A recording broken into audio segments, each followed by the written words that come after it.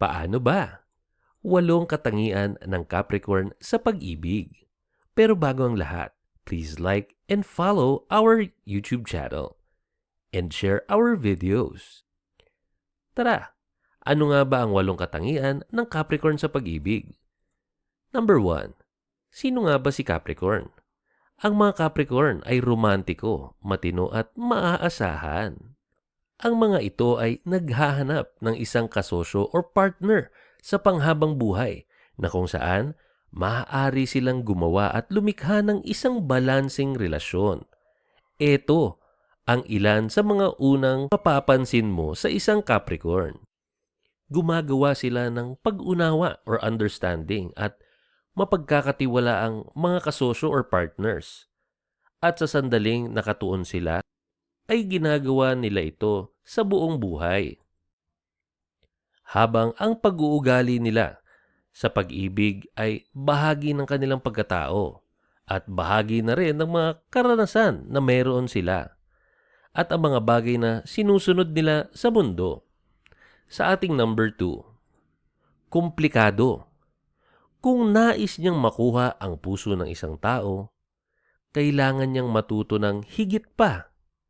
Kung ang pag-ibig na meron siya ay pareho, mananatili siyang parehong tao at magpakailanman. Matigas ang ulo at matatag. Malalim ang kanyang emosyon ngunit hindi niya ito naiintindihan. Hindi nagkakagusto na mababaw. Lahat ng ginagawa niya ay magiging seryoso. Kapag nagmahal siya, ang taong ito ay nagmamahal ng buong puso. Ngunit itong pinakapakakatandaan, napakahirap niyang intindihin. May mga inaasahan siyang kaunting mga tao.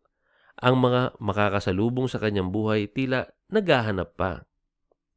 In short, ang taong ito ay masyadong komplikado mag-isip. Maraming mga bagay na hindi maiintindihan sa kanya. Ang tingin sa kanya madalas ay pagiging matigas ang ulo. Ngunit siya ay may dedikasyon dahil siya ay matatag. Malalim ang kanyang emosyon dahil marami siyang mga bagay na hindi naiintindihan kaya't patuloy ang kanyang pagsaliksik o patuloy ang kanyang pag-aaral sa mga bagay na hindi niya masyado maintindihan. Sa ating number 3, misteryoso. Maraming mga kababaihan ang gugustuhin sa kanya dahil napakahirap niyang makuha. Ang karamihan ng kababaihan ay nakikita siya bilang isang hamon. Isang tao na kailangan nilang buksan at ibunyag sa mundo. In short, very challenging para sa mga kababaihan at talagang nagkaka-interest sila dito dahil nga ito ay misteryoso. Kapag nagmamahal naman siya, gagawin niya ang lahat para maging masaya at masiyahan ang kanyang kapareha. Malamang makakasama niya ang babaeng mahal niya magpakailanman at walang magbabago ng kanyang isip tungkol sa kanyang minamahal. Number 4, matyaga. Iniisip niya ang mga romantikong relasyon bilang isang bagay na ini-invest niya para sa mas matagal na relasyon. Mabilis siyang umibig ngunit wala siyang gagawing anumang bagay bago niya ito masuri kung ang taong gusto niya ay mabuti para sa kanya o hindi. In short, may ugali itong sigurista. Matyaga siya bilang isang tao dahil sinisigurado niya muna kung talagang okay ba para sa kanya ang taong gusto niya. Ang taong ito ay nangangailangan ng isang babae na may isang malakas na personalidad at ang parehong mga interes sa kanya. Hindi siya mai-in love sa isang taong maganda lang. Kailangan niyang magkaroon ng mga babaeng matatalino at nakakaangkla sa katotohanan. In short, hindi siya shallow na tao. Hindi siya judgmental pagdating sa pisikal na itsura. Ang taong ito or ang zodiac sign na ito ay mas nagkaka-interes sa mga taong may malalim na pag-iisip at matalino. Hindi nagiging basihan sa kanya na itsura lang sapat na. Sa ating number 5, hindi mapaglaro. Hindi mo siya makikita kasama ang isang babaeng naka-high heels at may 1 tonelada makeup. Ito ay hindi niya tipo at estilo. Hindi niya yan type. Kadalasan, Ang gusto niya ay taong hindi mahilig mag-makeup at kabaliktaran nitong ating nabanggit.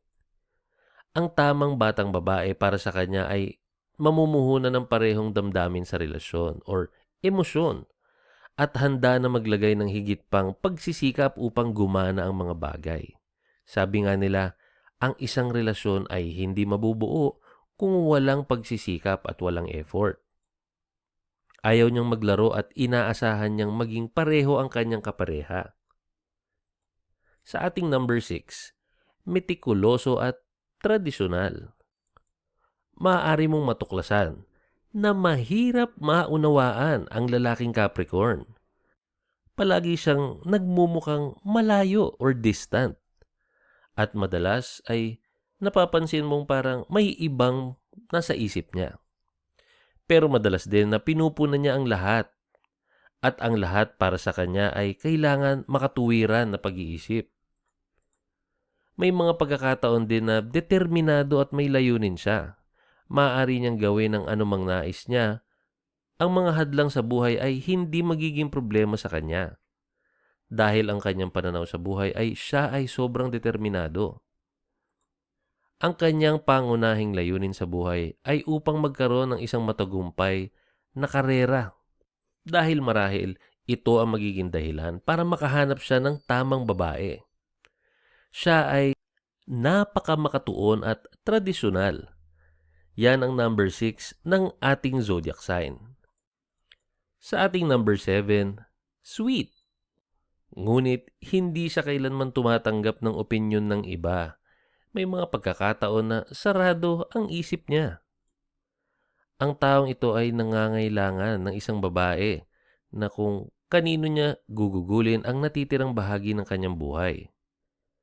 Isang taong maaring maunawaan at mahalin siya. Sweet din naman siya. Gagawin niya ang lahat mahulog ang sinong babae para sa pag-ibig na alam niya. Sa ating tip number 8, independent. Ang pagiging kontrolado ay isa sa mga bagay na napakahusay niya. Kaya't binibigyan niya ng pansin ang mga ginagawa. Marami siyang praktikal na hangarin na makakamtan ng hindi gaanong pagsisikap o hindi masyado nahihirapan. Nais niyang protektahan ang sarili kapag nasasaktan. Kaya't nagtatayo siya ng ilang mga haka-haka na pader sa paligid niya. Hindi ito papayag na sino man ay basta-basta lang makapasok. Ang taong ito madalas ay mayroong tinatawag na firewall or protective barrier sa kanyang trust circle. Ayaw niya at hindi siya papayag na kung sino-sino lang ang makapasok dito.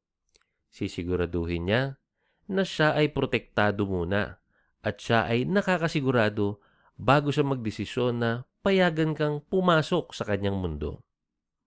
Once again, maraming salamat sa panonood at sa patuloy na pagsuporta. Sa inyong like at pag-share ng aming videos, kami ay lalong ginaganahan na gumawa pa ng mas marami pang topic. At usapang topic, maaari din po kayong mag-suggest ng inyong mga gustong pag-usapan. Ilagay nyo lang sa ating comment section. Kita-kits ulit tayo sa ating mga future videos.